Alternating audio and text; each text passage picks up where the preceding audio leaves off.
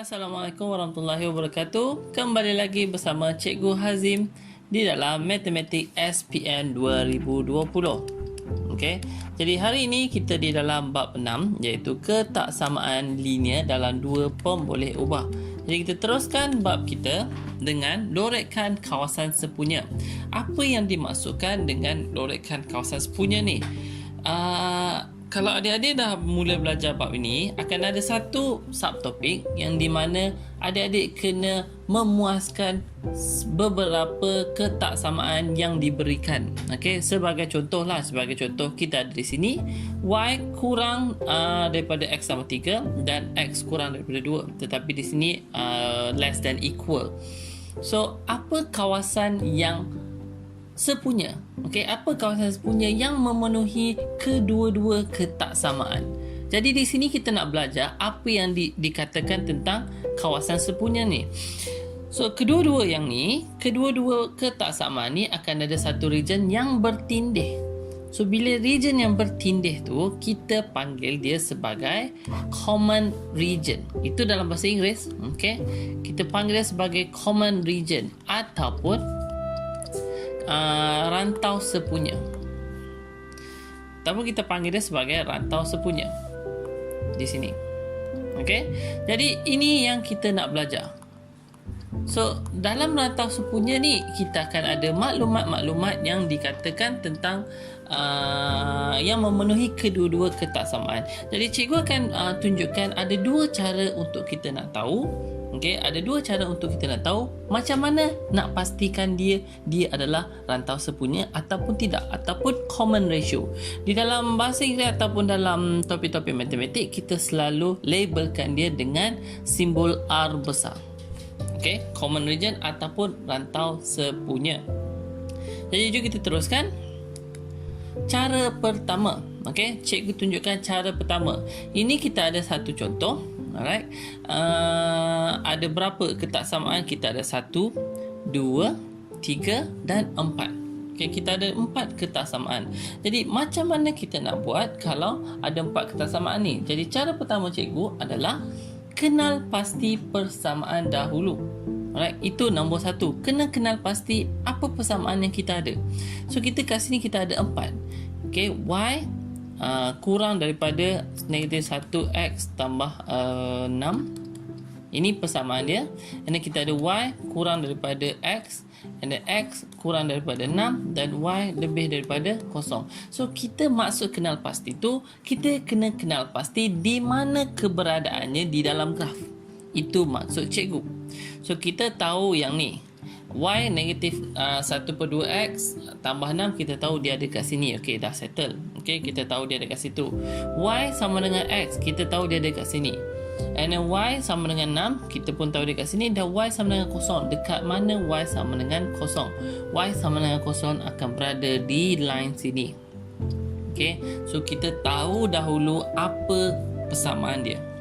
Kemudian kita lorekkan setiap persamaan mengikut arah yang diberikan ataupun mengikut arah yang cikgu dah ajar.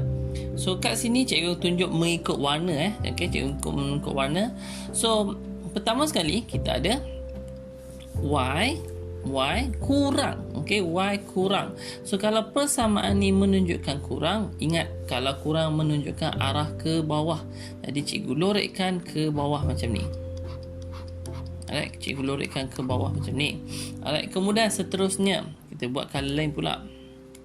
Y kurang daripada x. Ingat kalau kurang arah ke bawah. Jadi ini dia punya persamaan dia arah ke bawah macam ni. Okay, alright. Quite messy, alright. Tetapi ini cara untuk kita nak tengok tempat kat mana dia bertindak. Seterusnya, kalau kita ada x kurang daripada 6. Okey, kalau ada x persamaan ni, kita menunjukkan arah ke kiri. So, cikgu lorekkan sini.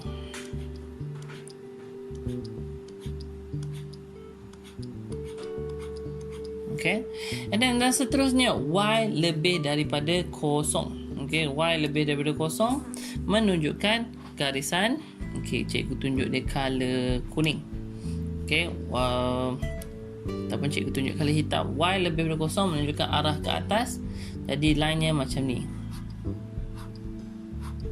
Okay, alright, agak serabut, memang agak serabut, tapi cikgu faham ini cara dia.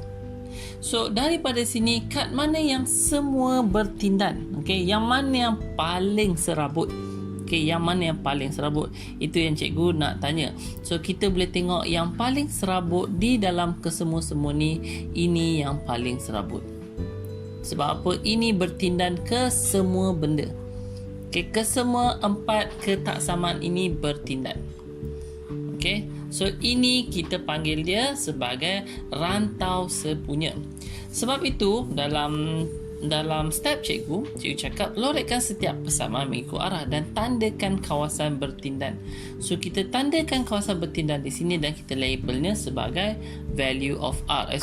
Bukan value of R, tetapi labelkan sebagai R. Apa maksud R di sini? Bermaksud common region ataupun rantau sepunya. Okey, itu yang dikatakan tentang rantau sepunya. Ini cara pertama. Jom kita tengok cara kedua. Cara pertama bila kita nak tengok yang mana yang bertindan. Okey, bila yang mana yang kesemua 4 ni bertindan. So kita tengok yang seterusnya. Okey. Cara kedua, kenal pasti. Alright, cara kedua lain sikit je. So kenal pasti persamaan, of course itu nombor 1 ya, yang kita dah buat dah tadi. Kita dah tahu yang ni dekat sini, ni dekat sini, di sini, dan satu lagi line di sini. Okay, kena tahu semua line dia ada kat mana.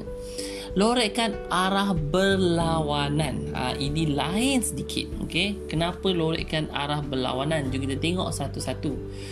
Kita tengok Y di sini. Cikgu tulis di sini negatif 1/2x tambah 6. Kita ada Y kurang daripada X kurang daripada 6 dan Y lebih dan sama dengan kosong. Okay, so kita tengok satu-satu dahulu.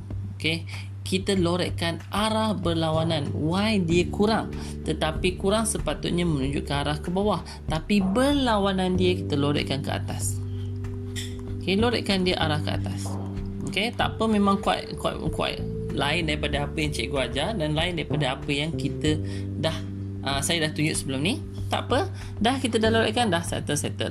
Y kurang daripada X patutnya ke bawah, tetapi lorikkan arah berlawanan, lorikkan ke atas. Okay, dah settle.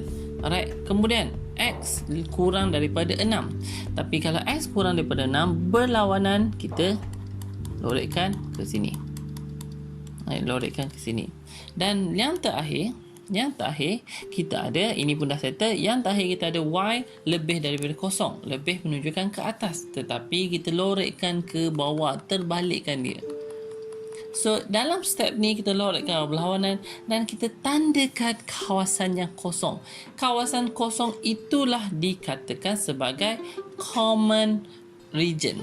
Inilah R, okey, ataupun rantau sepunya. Okey? Alright. Jadi itu cara cikgu. Kita ada cara pertama dan kita ada cara kedua. Alright, dan kenapa kita kena belajar ni? Nantikan video cikgu, dan yang seterusnya ada sebab kenapa kita cari rantau sepunya. Okey, dan kita akan belajar slow-slow lah. Kita belajar satu persatu macam mana nak lorikkan, kemudian apa pemahaman ayat dan yang seterusnya. Okey, jadi itu sahaja daripada cikgu. Okey, kalau ada apa-apa masalah dan apa-apa pertanyaan, boleh tinggalkan komen di bawah dan boleh follow kita orang punya new group dalam Telegram, ada link di bawah, dan sila tekan like, share dan subscribe untuk video-video yang seterusnya. Alright, okay, terima kasih, bye bye.